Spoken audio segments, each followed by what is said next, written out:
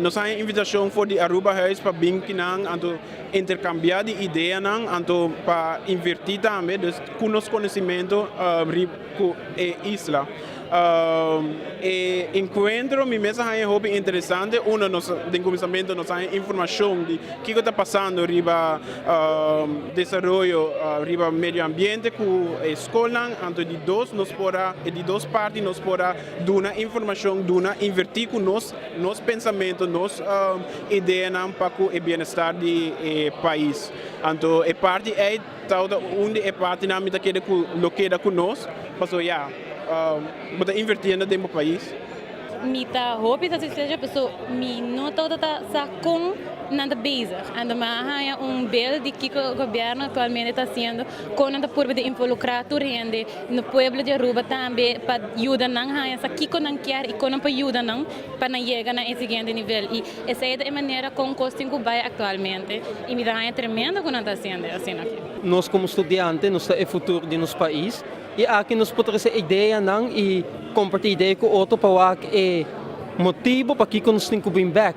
Nós temos vista de que está passando e se nós não temos placa para comprar passagem para ir para vacância, nós podemos aqui que está passando, que está meta não tem e com não pode nós para cumprir a meta não aqui e com a nós podemos parte para o futuro de nosso país. Então é aqui sumamente bom, porque não tem nada mais melhor que betrekken bij mesmo pueblo den ideia não para nós por assim logro não para futuro para avô e futuro junto com outro.